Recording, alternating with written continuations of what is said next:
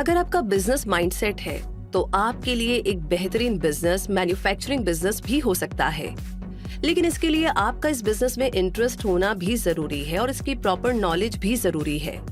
इसलिए आज quick support के इस वीडियो में हम आपको मैन्युफैक्चरिंग बिजनेस के बारे में ऐसी खास बातें बताने वाले हैं जिनसे आपको ये पता चल जाएगा कि ये मैन्युफैक्चरिंग बिजनेस क्या है और इसे स्टार्ट करने के लिए कौन से स्टेप्स को फॉलो करने की जरूरत होती है, ताकि आप ये जान सके कि क्या ये बिजनेस आपके लिए सूटेबल है।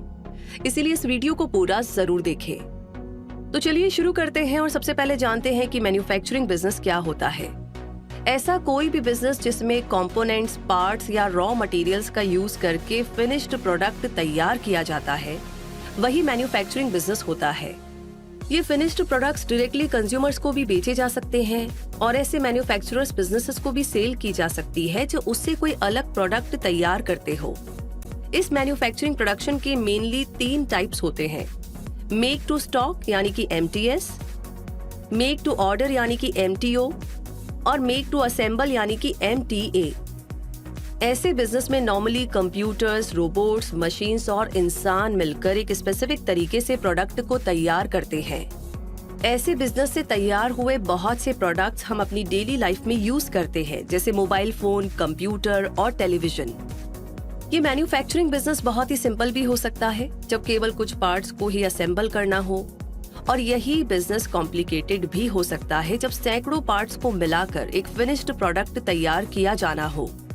इस बिजनेस की एक और इम्पॉर्टेंट बात ये है कि बाकी बिजनेसेस के कंपैरिजन में मैन्युफैक्चरिंग बिजनेस में लीगल रेगुलेशंस और एनवायरमेंटल लॉज ज्यादा होते हैं।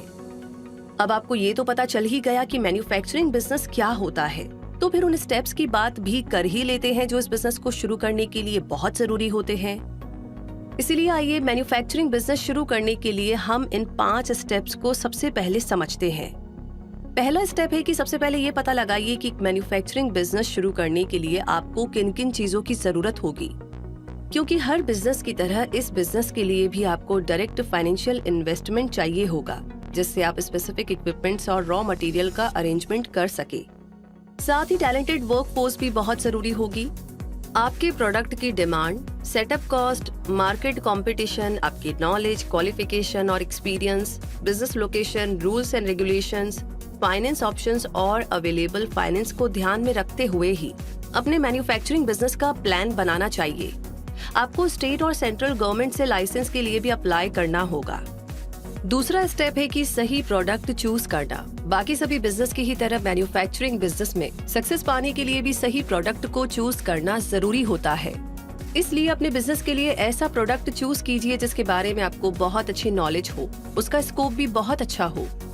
फिर चाहे ऑटोमोबाइल पार्ट्स मैन्युफैक्चरिंग हो, वाटर फिल्टर्स मैन्युफैक्चरिंग हो या चाहे फिटनेस इक्विपमेंट मैन्युफैक्चरिंग हो, प्रोडक्ट तैयार करने के लिए आपके पास product line, packaging, market accessibility, warranty, branding, government support जैसे इम्पोर्टेंट कंपोनेंट्स भी होने चाहिए।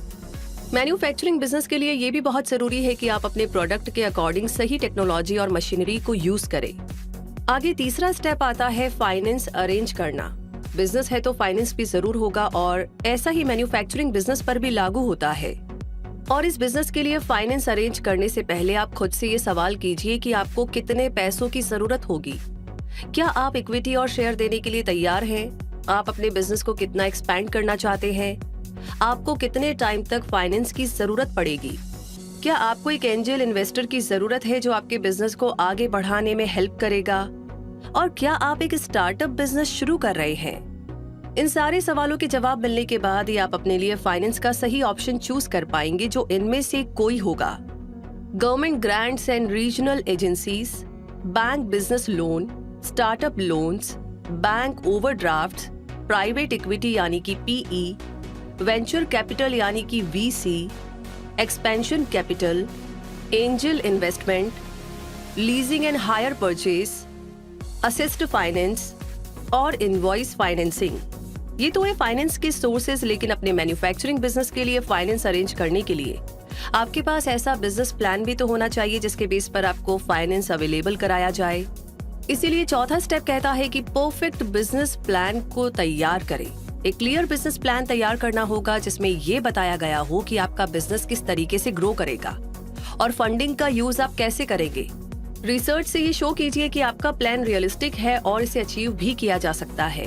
इस प्लान को तैयार करने में आप एडवाइजर की हेल्प भी ले सकते हैं, क्योंकि एक प्रॉपर प्लान ही आपको रिक्वायर्ड फंडिंग दिला पाएगा।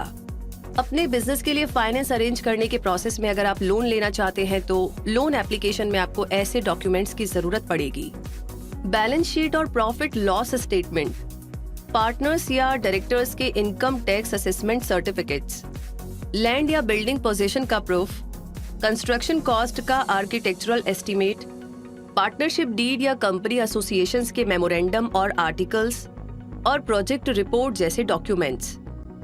अब आगे आता है 5वां स्टेप, यूनिट सेटअप तैयार करना।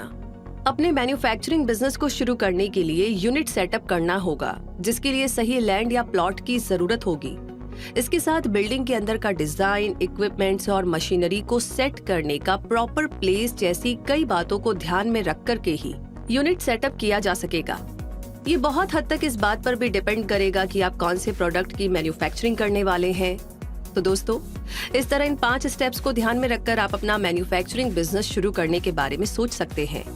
और क्विक सपोर्ट ये उम्मीद करता है कि फिर से एक बार आपका अपना चैनल आपकी मदद कर पाया होगा कुछ नया जानने में और कुछ नया आजमाने में। इसीलिए अगर आपको हमारी ये कोशिश पसंद आई हो तो प्लीज इस वीडियो को लाइक और शेयर जरूर करें। और अगर आप पहली बार इस चैनल पर आए हैं और ऐसे ही नए बिजनेस आइडियाज पर वीडियोस चाहते हैं तो इस चैनल को सब्सक्राइब करके बेल आइकॉन को जरूर प्रेस करें, ताकि बाकी सभी डियर सब्सक्राइबर की तरह आपकी रिक्वेस्ट पर भी हम जल्द से जल्द वीडियो ला सके और आपकी भी थोड़ी हेल्प कर सके। और आप सब तो हमें सपोर्ट कर ही रहे हैं, उसके लिए थैंक यू सो मच, क्योंकि हम एक टीम जो है। धन्यवाद।